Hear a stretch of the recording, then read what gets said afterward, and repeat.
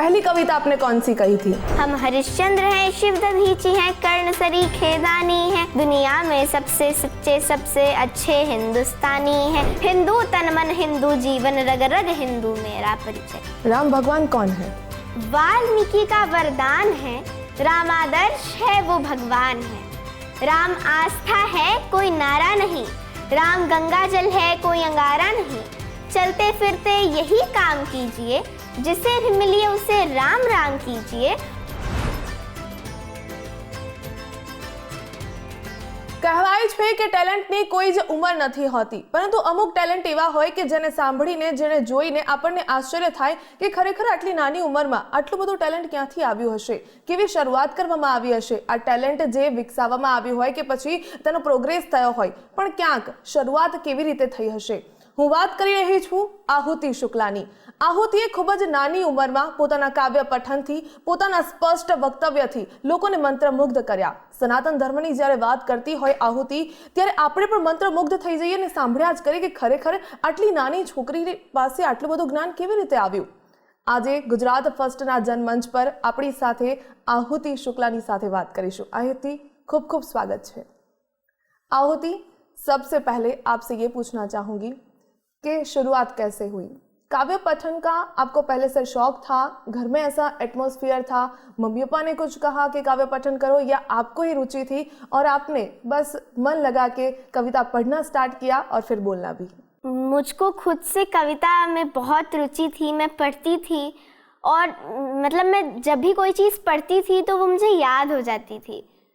तो मैंने कई सारी कविताएं पढ़ी और वो मुझे याद भी हो गई, तो अपने आप ये रुचि बढ़ती गई और फिर मैंने इसे मंचों पर परफॉर्म करना शुरू किया।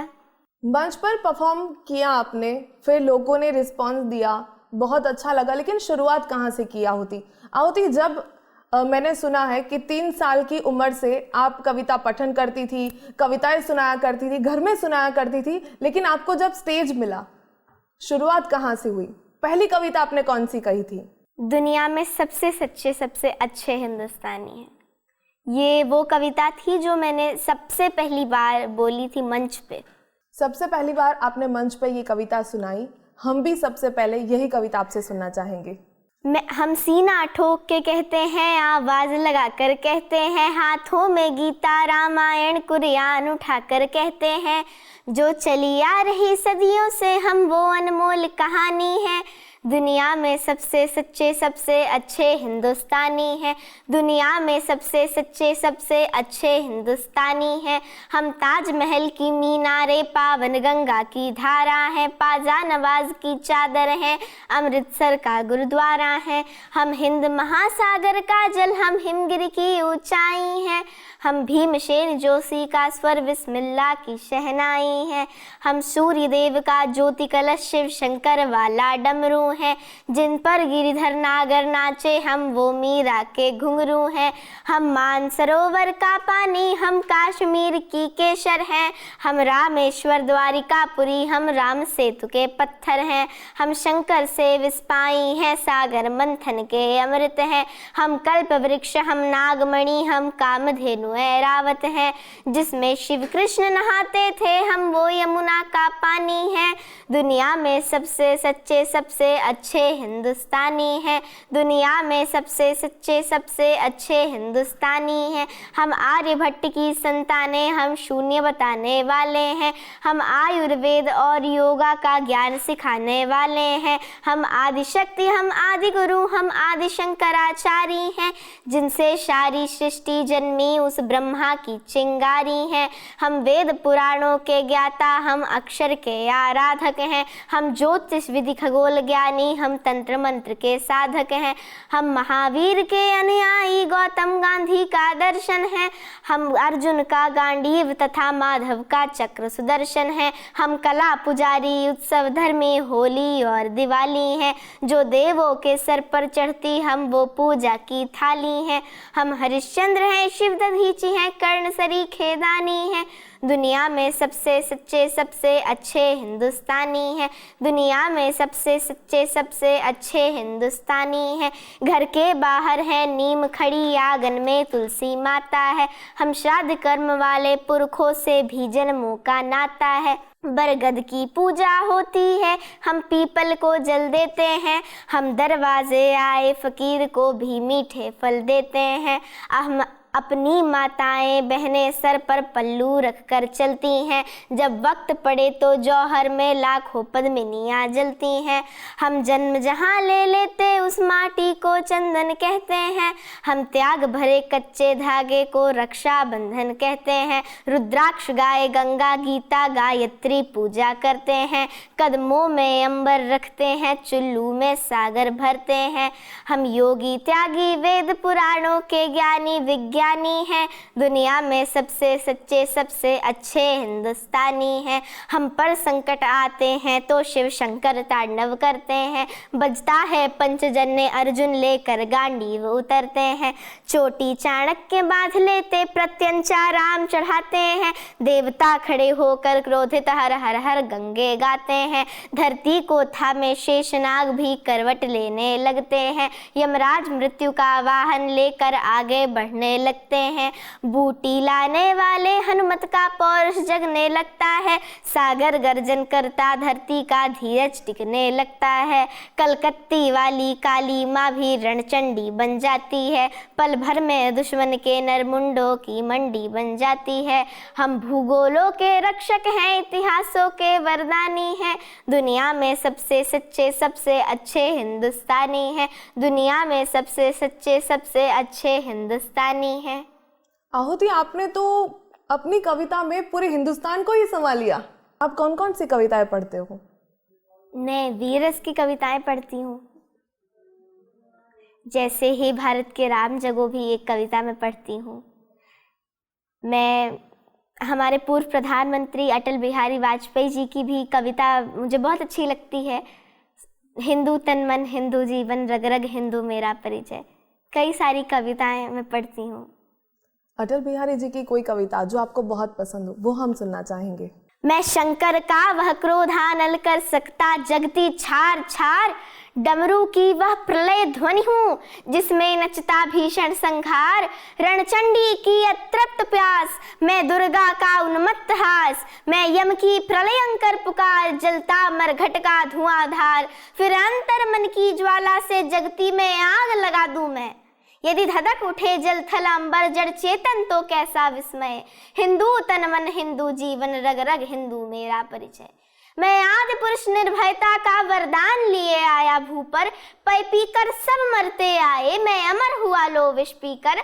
अधरों की प्यास बुझाई है, पीकर मैंने वह आग प्रखर। हो जाती दुनिया भस्म सात, जिसको पल भर में ही छूकर। भय से व्याकुल फिर दुनिया ने प्रारंभ किया मेरा पूजन। मैं नर नारायण नीलकंठ बन गया, न इसमें कुछ संशय। हिंदू तन मन हिंदू जीवन, रग रग हिंदू मेरा परिचय। मैं अखिल विश्व का गुरु महान देता विद्या का अमर दान। मैंने दिखलाया मुक्ति मार्ग, मैंने सिखलाया ब्रह्म ज्ञान। मेरे वेदों का ज्ञान अमर, मेरे वेदों की ज्योति प्रखर। मानव के मन का अंधकार क्या कभी सामने सका ठहर। मेरा स्वर्णभ में गहर गहर, सागर के जल में छहर छहर। इस कोने से उस कोने तक कर सकता जगती सौरभमय। हिंदू तन मन हिंदू जीवन, रग रग हिंदू मेरा परिचय। दुनिया के वीराने पथ पर जब जब नर ने खाई ठोकर। दो आंसू शेष बचा पाया जब जब मानव सब कुछ खोकर। मैं आया तभी द्रवित होकर, मैं आया ज्ञान दीप लेकर। भूला भटका मानव पथ पर, चल निकला सोते से जगकर। पथ के आवर्तों से थककर जो बैठ गया आधे पथ पर, उस नर को राह दिखाना ही मेरा सदैव का दृढ़ निश्चय। हिंदू तन मन हिंदू जीवन, रग रग हिंदू मेरा परिचय। वाह आहुति, अयोध्या नगरी से आप हो और राम भगवान की बात ना हो तो ऐसा तो हो ही नहीं सकता। राम भगवान आपके लिए क्या है? भगवान राम मेरे आदर्श हैं, जिनके जीवन से मैं रामायण भी मैंने देखी है। कई सारी मैंने चीज़ें सीखी और एक चीज़ मैंने फील करी कि भगवान राम के जीवन में जो संघर्ष आए थे उन्हें इमेजिन करने से ही हम ये सोचने लगते हैं कि कैसे भगवान श्री राम ने उन संघर्षों का सामना किया था। उनको धर्म की राह पे भी चलना था, उनको सभी वचन भी निभाने थे, जो कि ये रघुकुल में कहा जाता है कि रघुकुल रीत सदा चली आई, प्राण जाए पर वचन न जाए। तो भगवान श्री राम के जीवन से एक प्रेरणा जरूर हम सब ले सकते हैं कि दुनिया में ऐसी कोई भी समस्या या परेशानी या बाधा नहीं है जो अगर हम सच्चे मन से किसी काम के प्रति हम कुछ करना चाह रहे हैं, और ये साधारण बात नहीं है, हर किसी के जीवन में होता है कि जब हम कुछ अच्छा करने का प्रयास करते हैं तो हमें कई सारी कठिनाइयों का सामना करना पड़ता है। तो प्रभु श्री राम के जीवन से हम सीख सकते हैं कि हर समस्या का कुछ ना कुछ समाधान होता है, पर उससे ढूंढना पड़ता है। मर्यादा पुरुषोत्तम राम ने भी समस्या का समाधान ढूंढा था, वनवास चले गए थे। राम भगवान कौन है, आप कैसे अपने कविता में वर्णन करना चाहोगे?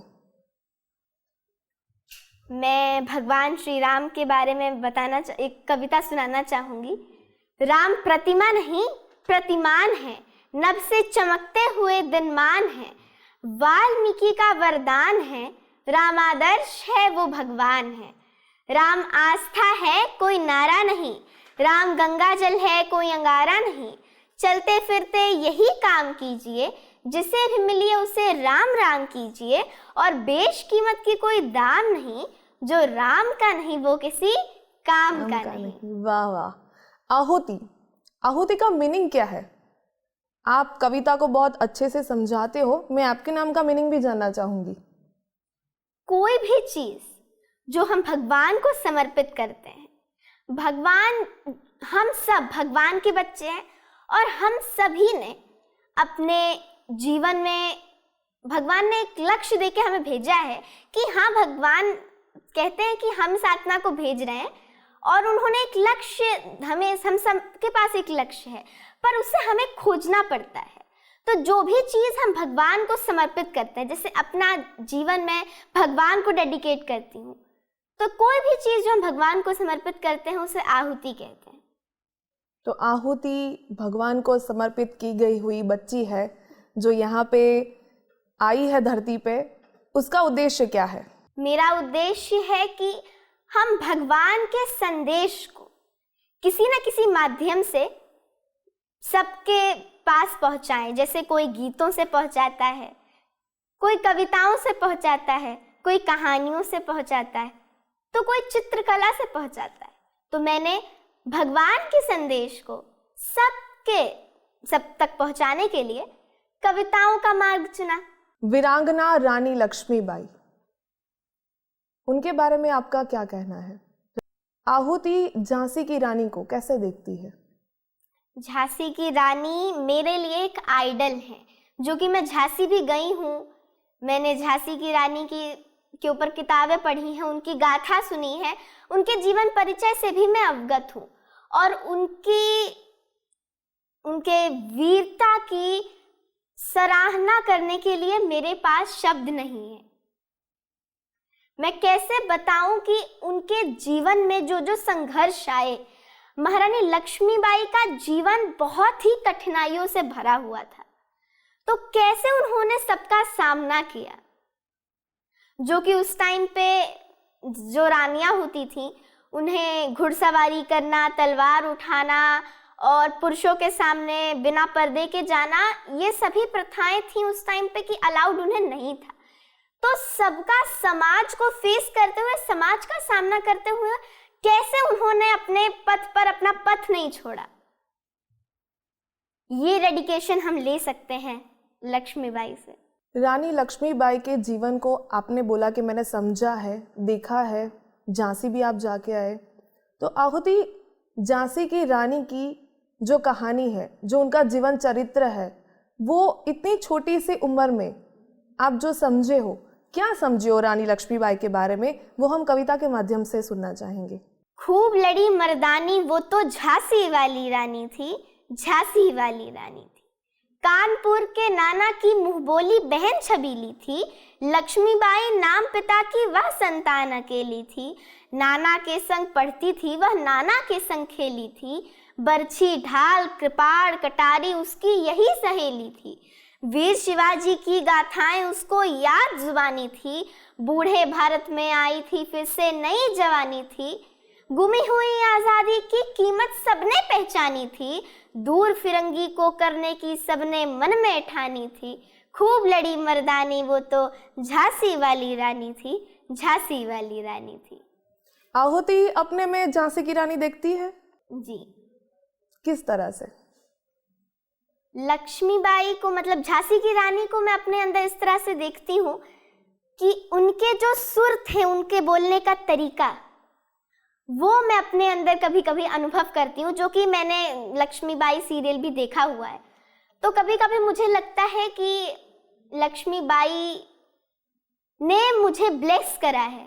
आहुति, आपने बहुत छोटी उम्र में कविता पठन करना शुरू किया। स्कूल में बहुत सारी एक्टिविटी करवाते हैं, स्पोर्ट्स भी होता है। स्पोर्ट्स में आपको इंटरेस्ट है या कविता में ही इंटरेस्ट है, या फिर आपका पैशन बन चुका है कि नहीं मुझे कविता के क्षेत्र में ही आगे बढ़ना है? स्पोर्ट्स में भी मुझे इंटरेस्ट है। हमारे स्कूल में कई सारी एक्टिविटीज़ कराई जाती हैं, स्पोर्ट्स भी खिलाए जाते हैं, जो मैं खेलती हूँ, मुझे बहुत अच्छा लगता है। बट कविता मेरा पैशन है। आहुति, जब आप स्कूल जाते हो तो सब सब्जेक्ट्स आपको पढ़ाए जाते होंगे, लेकिन कविता के प्रति आपकी रुचि है तो आप हिंदी भाषा के लेके ज़्यादा ध्यान देते होंगे। लेकिन शुरुआत जानना चाहती हूँ मैं, आपके घर में ऐसा एटमॉस्फेयर था? आपको जो आपने बोला कि मैं बहुत सारे कविता है वो पठन करती हूँ, लेकिन शुरुआत आपने किस पोएट से की? किसकी रचनाएं आपको ज़्यादा पसंद है? रामधारी सिंह दिनकर जी की। जी। मुझे रामधारी सिंह दिनकर, जो हमारे राष्ट्र कवि भी हैं, क्योंकि महापुरुषों के बारे में हम कभी थे नहीं इस्तेमाल कर सकते, वो आज भी, पहले थे, हैं और हमेशा रहेंगे। कोई जो भी राष्ट्र कवि है, जो भी महापुरुष हुए हैं, वीरांगनाएं हुई हैं, वो सिर्फ दुनिया में नहीं हमारे दिल में रहते हैं। उनकी ब्लेसिंग्स हैं हम पे, उन्हीं से हमें प्रेरणा मिलती है कि हमें अब आगे क्या करना है। आप वीरस भी पढ़ते हो, वीरस के बारे में कुछ आप बताइए कि आपने कौन से वीरस पढ़े, और खास करके फ्रीडम फाइटर्स, उनके बारे में कुछ सुनना चाहेंगे? फ्रीडम फाइटर्स में मैंने लक्ष्मीबाई के बारे में आप सबको कविता सुनाई। जी। मैं एक कविता सुनाना चाहूँगी आप सभी को संभाजी महाराज के ऊपर, जो उनके मित्र थे कवि कलश जी। उन्होंने उनको सुनाई थी। चीर वीर तलवार तीर हो, मर्द मराठा शूर वीर हो, युद्ध में कौशल गजब दिखावे, नृप दमन कर शंख बजावे, जनमानस के भूप रहोगे, चरम चमकती धूप रहोगे, और प्रसन्न रहे माता जगदम्बा, ओ छत्रपति ओ सहचर संभा। आहुति, जब भी किसी टॉपिक को लेके आपको कविता पठन करनी हो, आप स्टेज पे गए हो और आपको बोला गया कि इस टॉपिक पे आपको कविता पठन करनी है, तो आपने इतना कौन सी बुक पढ़ी है, कौन से मतलब रचनाएं याद की है, तो आप इंस्टेंटली सिचुएशन के हिसाब से कविता ऐसे पठन कर देते हो? कौन कौन सी बुक्स आपने पढ़ी है? कविताओं के बारे में तो मैं कई सारे कवियों को सुनते आई हूँ, और मैं उनकी कविताएं सुनती हूँ तो मुझे याद हो जाती हैं। तो कई सारी कविताएं मुझे याद हैं और मैं उस हिसाब से कविताएं सुनाती हूँ। आहुति, रानी लक्ष्मीबाई के बारे में भी आप पढ़ते हो, अटल बिहारी वाजपेयी के बारे में भी पढ़ते हो, और कविताएं जो आप सिचुएशन के हिसाब से आप बहुत अच्छी तरह से पढ़ते हो। लेकिन शुरुआत मेरी यही सवाल है कि आपकी शुरुआत कहाँ से हुई, ये रुचि कहाँ से है आपको? जब मैं छोटी थी तो मैंने एक योग के ऊपर एक एपिसोड, एक लेक्चर सुना था, जिसकी 8-10 लाइनें बहुत मुझे अच्छी लगी, और मैंने उसे याद करा और अपने फैमिली मेम्बर्स को दिखाया। और उस टाइम पे मैं बहुत छोटी थी, वो 8-10 लाइनें याद करने में like they were very tough, but मेरे को अचानक से अपने आप ही मैंने सुना था और फिर मुझे याद हो गया। जैसे जब भी हम कोई चीज़ पढ़ते हैं उस टाइम हमें याद नहीं होती, लेकिन बाद में धीरे धीरे वो हमारे दिमाग में आती है, हमारे मुंह से निकलने लगती है। तो इस तरह वो मुझे याद हो गई और फिर मैंने अपने फैमिली मेम्बर्स को दिखाया, उन्होंने सपोर्ट किया and then they got that मेरे अंदर ये टैलेंट है। और फिर मैं अहमदाबाद आई, वहाँ पे हम लोग रिवर कैनाल पे गए थे, वहाँ पे मैंने इसे शूट किया और फिर वहाँ से मैंने शुरू किया कई सारी कविताएं, वीडियोस बनाना। और वो जो लाइंस थी वो योग के ऊपर थी। योग एक आध्यात्मिक प्रक्रिया है जिससे शरीर, मन, आत्मा को शांति मिलती है। और कौन सा योग जिसको कमर में दर्द है वो करेगा तो उसको कैसे बेनिफिट्स मिलेंगे, जिसको नहीं है वो करेगा तो उसको कैसे बेनिफिट्स मिलेंगे, योग करते वक्त क्या चीज़ें प्रिवेंट करनी चाहिए, ऑल दैट मैंने पढ़ा था उसमें।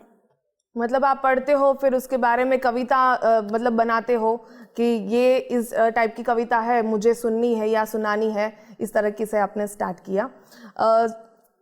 महाकुंभ में भी आप गए थे, मैंने सुना है। महाकुंभ में गए और जो सनातन संस्कृति आपने देखी कि महाकुंभ में किस तरह से सब संत महात्मा वहाँ पे आते हैं, योग साधना करते हैं, तो सनातन के बारे में आपका क्या विचार है और आप उसके लिए क्या कहना चाहोगे?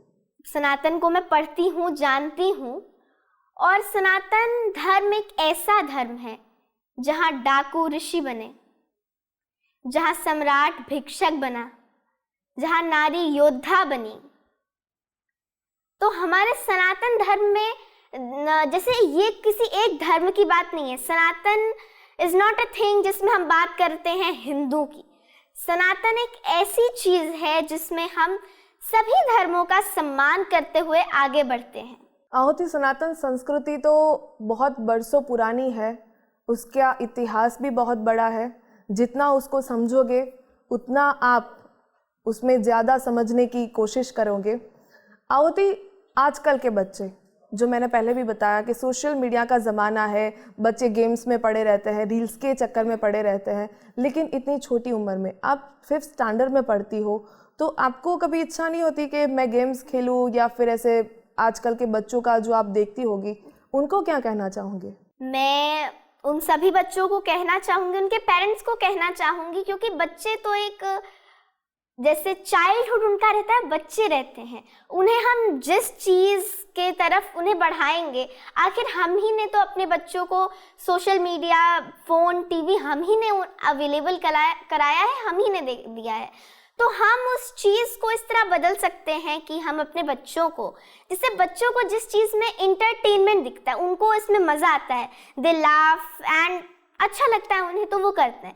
तो अगर हम अपने बच्चों को किसी ग्रंथ के बारे में या फिर किसी भी फ्रीडम फाइटर या ऐसे सनातन के बारे में सिखाना चाहते हैं, तो जो फ़ोन हम उन्हें मतलब जो टाइम वो फ़ोन चलाते हैं उसमें वो रील्स देखते हैं, उसे बदल के हम उन्हें हमारे वीर और हमारे भगवान के बारे में, हमारे सनातन के बारे में, हमारे फ्रीडम फाइटर्स के ऊपर जो मूवीज़ हैं वो दिखा सकते हैं, उनके बारे में स्टोरीज़ हैं, हम वो लगा के उन्हें सुना सकते हैं। और हम ये भी कर सकते हैं कि हम अपने बच्चों को भगवान श्री राम के बारे में पढ़ाएं, रामचरितमानस पढ़ाएं और एक्ट करते हुए पढ़ाएं। ये मेरी एक टिप है कि जब जिस चीज़ में बच्चों को मज़ा आता है वही बच्चे करना चाहते हैं।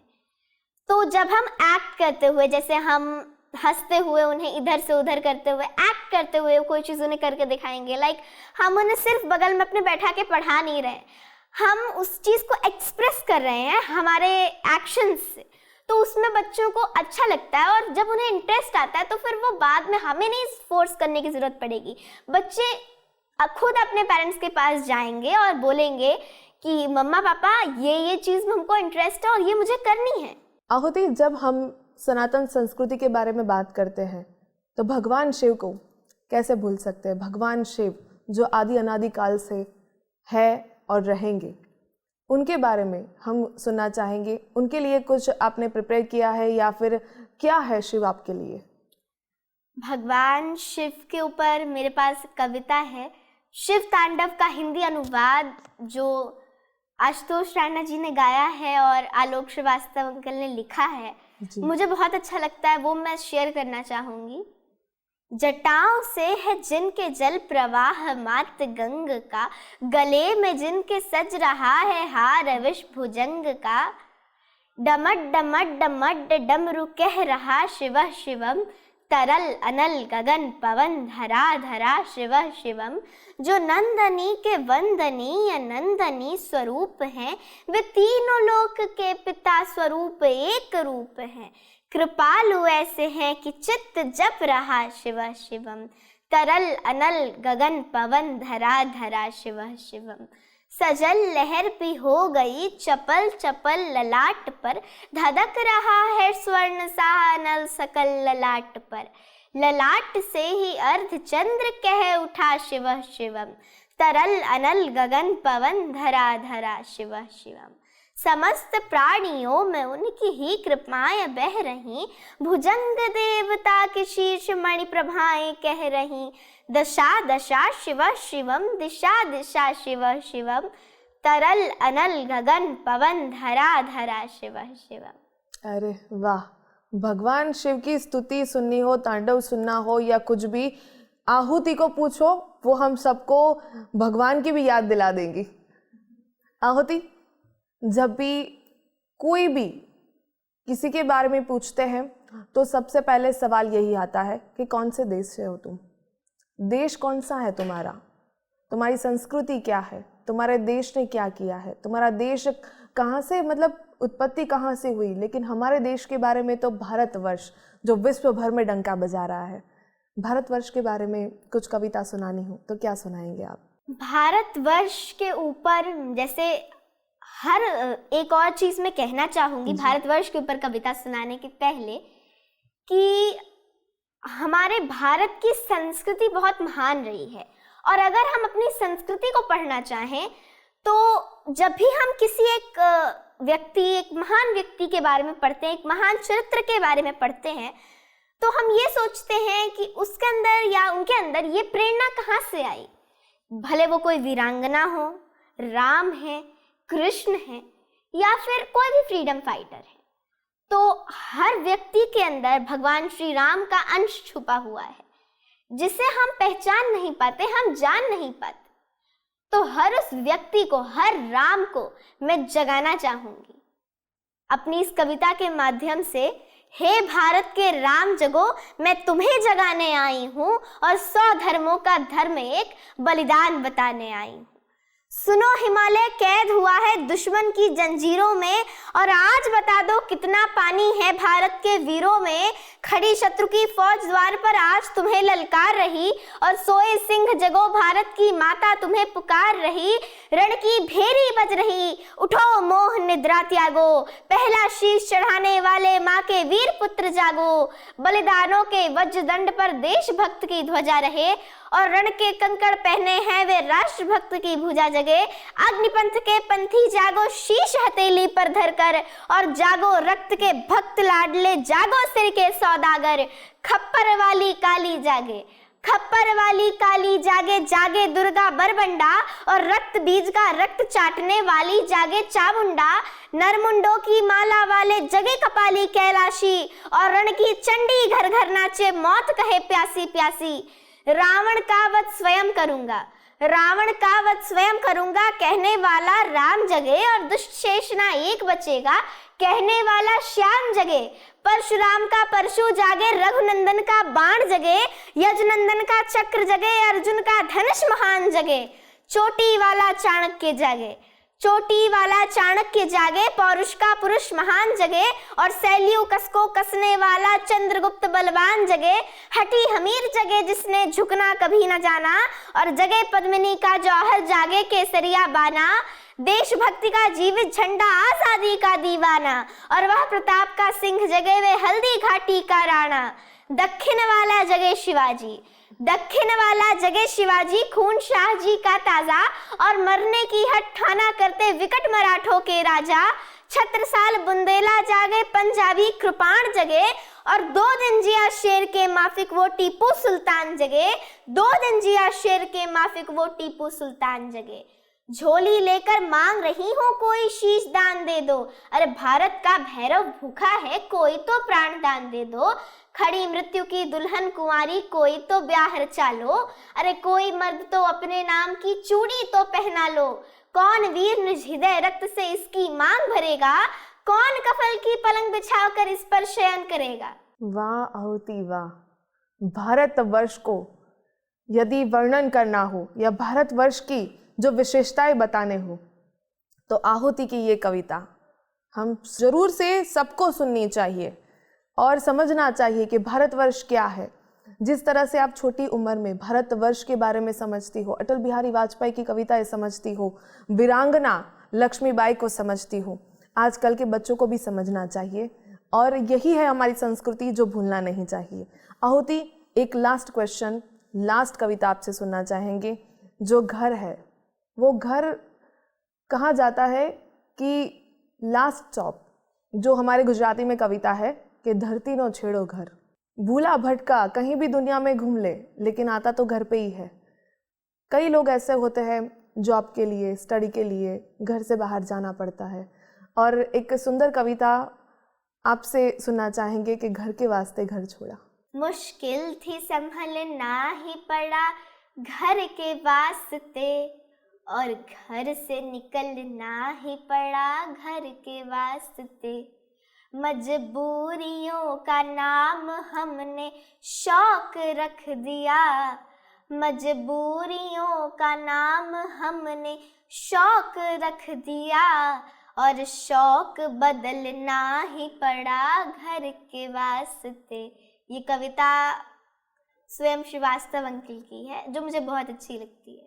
आहुति, आप खूब छोटी हो लेकिन लड़की हो, आगे जाके आप नारी बनोगे, लेकिन मुझे अब लगता है कि उम्र की कोई बात रही नहीं है जो आप समझ सकती हो। तो ऐसा है नहीं कि इस उम्र में आप नहीं समझ सकती। नारी जो हर क्षेत्र में अपना डंका बजा रही है, सुनीता विलियम्स हो या फिर अपनी द्रौपदी मुर्मू जी हो, हर जगह नारी अपनी शक्ति बता रही है। तो नारी के ऊपर कुछ कविता सुनना चाहेंगे। नारी के ऊपर जरूर। ये प्रमाणों की सच्चाई मेरी सेखी नहीं है और हिंद की नारी अभी तुमने देखी नहीं है। चलो माना कि नारी फूल सी सुकुमार होती है, पयोधर है, सलिल है, अश्रु है, रसधार होती है, सुकोमल भावनाओं का सलिल व्यापार होती है, सभी सुंदर गुणों का अतुल भंडार होती है। भवानी है, चतुर्भुज सिंह पर सवार होती है, उसके इस रूप की गरिमा हमें तभी स्वीकार होती है जब दुष्टों के सीने से बरछी पार होती है। हमारे देश की नारी का ये आदर्श है प्यारे, ये तुम क्यों भूल जाते हो कि ये भारतवर्ष है प्यारे। जिसके नाम पर नाम भारतवर्ष रखा, उसी ने जिंदगी का नाम संघर्ष रखा। भरत जब वन से गुजरता था, न उसके सामने आके यमराज ठहरता था, जबड़े खोल कर शेर के संग खिलवाड़ करता था। तुम्हारे जैसे पशु को ढूंढकर आखेट लड़ता था। कुछ और हो पर शेरनी से कम नहीं होगी, तुम्हारे ख्वाब की नाजुक गुलों शबनम नहीं होगी। कहीं साधारण असाधारण ना बन जाए, यही नारी तुम्हारी मौत का कारण ना बन जाए। ये प्रमाणों की सच्चाई मेरी सेखी नहीं है और हिंद की नारी अभी तुमने देखी नहीं है और हिंद की नारी अभी तुमने देखी नहीं है।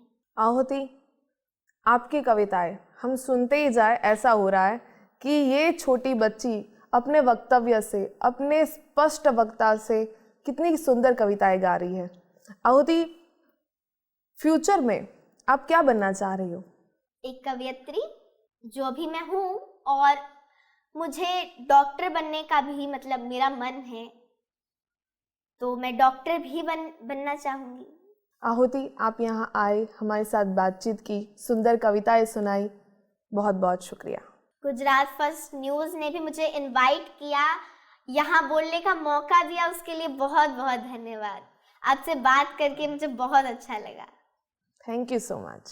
तो हाल गुजरात फर्स्ट में बस आटलू। मैंने आपशो रजा। नमस्कार।